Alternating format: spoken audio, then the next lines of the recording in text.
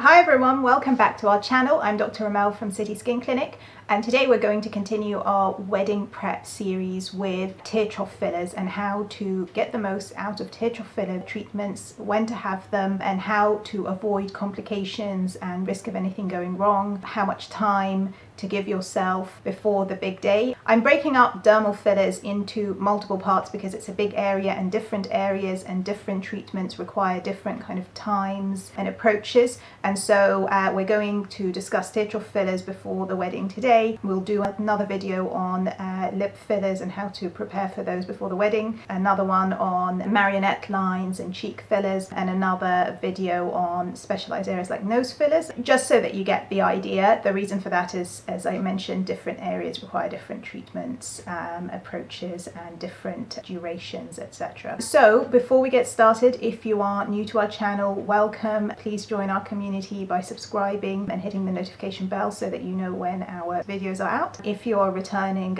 subscriber, welcome back and thank you for your support. So tear trough fillers, if you don't know already, they are highly specialized non-surgical treatment to treat hollows under the eyes. And the reason that some people want to treat these hollows is that they can give the appearance of under eye bags, they can give the appearance of dark circles and shadows, and looking tired. It's a really popular treatment. It's a very technical treatment, but in the right hands and on the right patient, it gives great results. Tear trough fillers, or they're also known as under eye fillers, have to be used on the right candidate. So they are not suitable if your problem is purely under eye bags, especially if those bags are subject to swelling and to retaining fluid. Then fillers won't work for that. They're not a treatment for under eye bags, but they can in mild, moderate bags that don't change, that don't get swollen, that don't retain water. They can help conceal the appearance of these. Another thing to note is tear trough fillers are not good if you have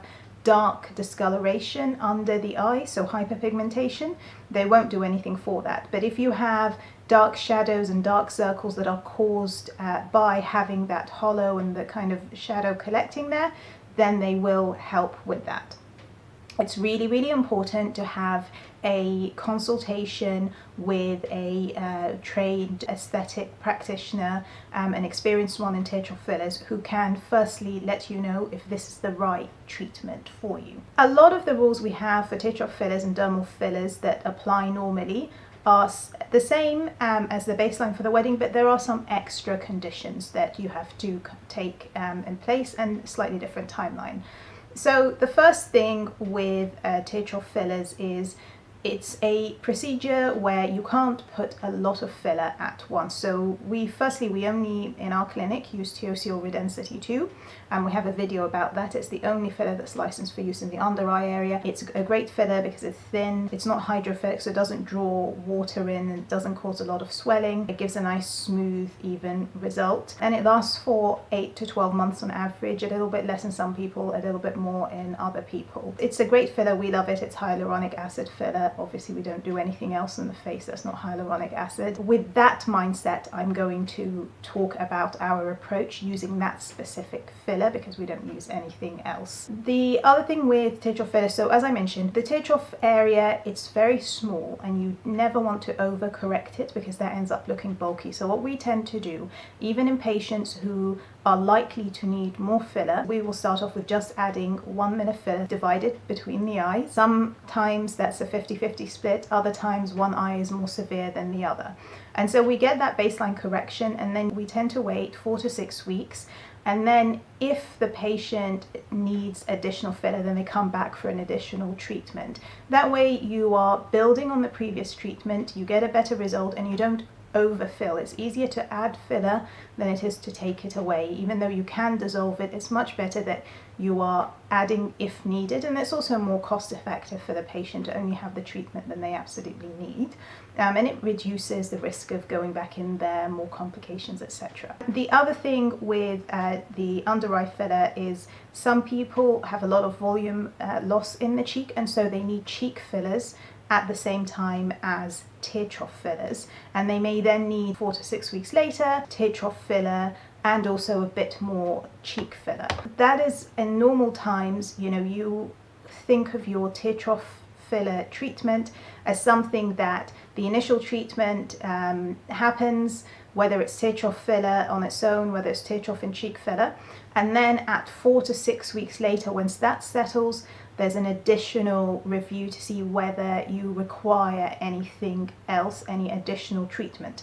And if you do, you're kind of looking at the whole process taking 2 to 3 months for everything to settle down for that final result if you've needed to get additional treatment.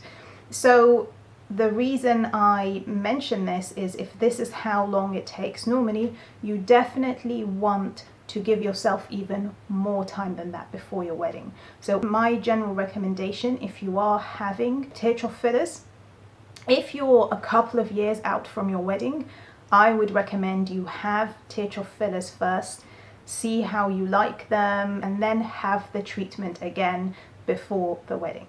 If you have a year or less than that before the wedding, or you can only have the fillers once, then I would recommend giving yourself a minimum of 3 to 4 months before the wedding to have your tear trough fillers, because initially you'll have the consultation and the treatment either at the same time or soon after that.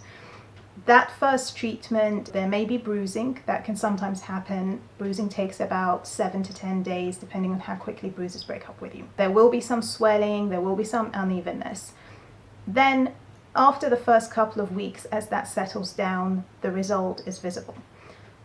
If there is lumps or unevenness, that may need firm massaging, so you would return back for your follow-up, and that would happen. If it's settled down and for some reason you didn't agree with the filler, or you didn't like it at all, or it feels a bit more done than you wanted, then you may need something like dissolving of the filler.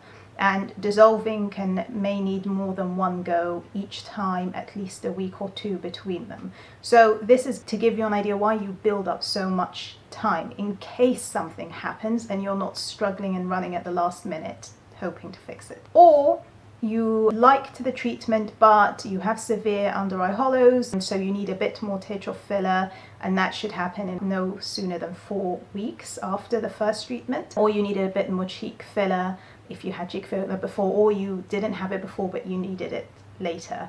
So the first 4 weeks is really for that first bit of filler and to kind of settle that. Then the second 4 weeks, if you needed something doing, then that second batch of filler. And every time you have filler, always assume, even though, you know, if it all worked fine the first time, it most likely will be, just assume the risks of things like bruising, things like swelling, lumps, not liking it, all of that may happen. Even if they didn't happen the first time, it can still happen. So if you give yourself 3 to 4 months, that means that first 4 weeks is the first filler, and if everything goes fine but you need to have additional treatment, you have it, and then that gives you another 4 weeks to make sure that has all settled down. And if that's all perfect, great, you don't need anything, and the filler will be there in 3 months' time, so you don't have to worry about it disappearing. You know, this filler on average lasts 8 to 12 months, so you will have it there and it will be fine. If you needed additional treatment, and let's say something happened and that needed either correction, either dissolving and redoing, any of those things, that additional month or 2 you've given yourself after the second treatment is going to be fantastic, because that's going to really make sure that everything has settled down and has improved and has been corrected before your big day. And that gives you just time in those weeks running up to your wedding to not worry about anything else, because this is the last thing you want to worry about. So that's my general advice. Book tear trough filler treatment. 3 to 4 months is a really good time before your wedding, because you'll have the treatment. If there's any problem, it gets resolved. If it needs tweaking or touching up, it gets done as well. So it gives you all that time. It also, if you're planning, you know, makeup or hairstyle or something that's going to be affected by how your eyes look, then actually having the filler done a little bit sooner with plenty of time before the wedding also allows you to adapt your makeup and all of your styling before the big day. So that's another good reason to have it done then. And it just takes the pressure off. I absolutely think if you don't have that time, at least 3 months, I really think it will be touch and go. I absolutely think you could do it 2 months before the wedding, but you will be stressed. If it goes perfectly fine, you don't need tweaking after the first treatment, then fine, you've got plenty of time, but you don't know that until you have the treatment. If you're someone who's previously had tear trough filler maybe several times, and you always only need one treatment and that's it, then fine, you could leave it just a couple of months, because your treatment course is known, and that couple of months still gives time in case there's any problem to do it. But my recommendation, 3 to 4 months, and you will just be so relaxed. You will be absolutely fine. You will know how the treatment goes with you. If anything goes wrong, there's plenty of time to correct it. There's no stress. You're not going to freak out if there's a bruise that lasts a bit longer. You're not going to go out of your mind if there's a little bit of unevenness that could easily be corrected but just needs a bit of time and needs a doctor's visit. So that's my recommendation for tear trough fillers. They're a fantastic treatment. We've treated plenty of brides and grooms and helped them prepare for the big day with these cautionary bits of advice in mind. So that is all I'm going to say for tear trough fillers. So just make sure you go to a reputable and experienced practitioner, someone who specializes in tear troughs and has done tons of them, somewhere where they're going to understand your treatment journey and take you by the hand, somewhere where if there is a problem, these can happen from time to time, they have the ability to dissolve, to correct it, to really take care of you, and give yourself plenty of time before the wedding. I'd say 3 to 4 months, and you will be absolutely fine. Anyway, I hope you enjoyed this video. If you have any questions, please leave a comment below. If you have any experiences of getting your tear troughs or any other treatments done before the big day, I'd love to hear about that. And if you haven't already subscribed to our channel, please do so, and don't forget to give this video a thumbs up. Until next time, stay beautiful.